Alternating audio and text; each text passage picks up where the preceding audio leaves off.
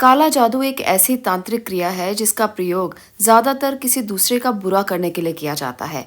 काला जादू बहुत प्रकार का होता है। जब कोई आपका बुरा करना चाहता है तो वो आपके ऊपर या आपके घर के ऊपर या कहीं भी वो ऐसा कर सकता है। यदि कोई दूर बैठा व्यक्ति आपका बुरा करना चाहता है तो वो आपके घर के ऊपर आसानी से ब्लैक मैजिक कर सकता है। दुनिया के अंदर दो ही तरह की ताकतें होती हैं। इस ब्रह्मांड में दो ही सत्ता मौजूद है। एक है देवी देवताओं की और दूसरी है असुरों की। तो जब कोई कार्य सिद्ध होता है तो हम मानते हैं कि इसके पीछे एक अच्छी ताकत है, इसके पीछे कोई देवी देवता का हाथ है।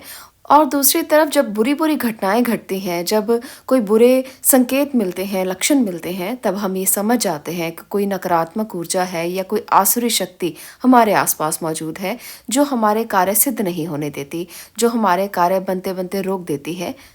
अगर आपके घर पर ऐसा कुछ किसी ने किया है, कोई टोना टोटका किया है या काला जादू किया है, तो आप इसका कैसे पता लगा सकते हैं?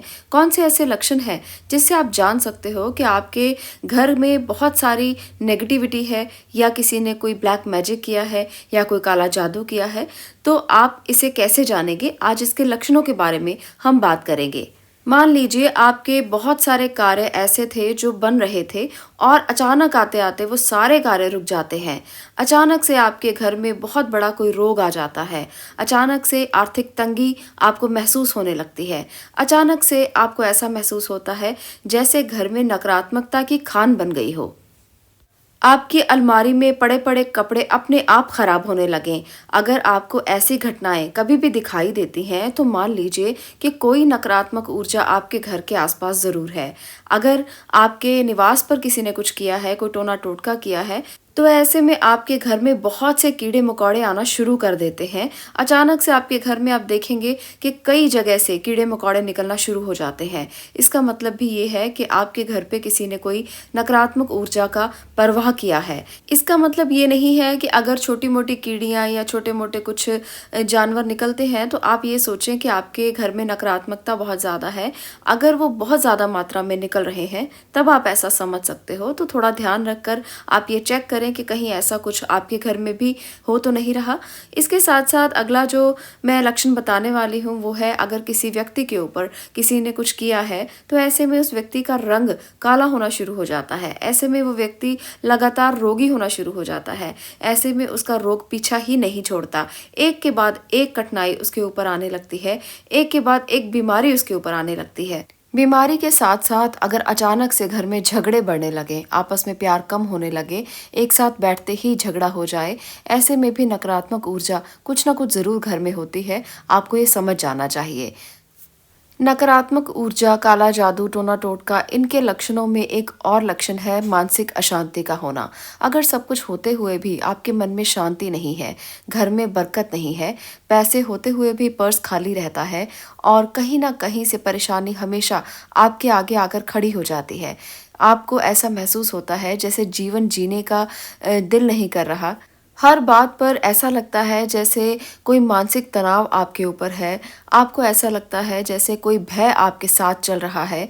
हर बात पर, छोटी छोटी बात पर किसी न किसी बात का डर लगा रहता है। बिना बात से डर बना रहता है।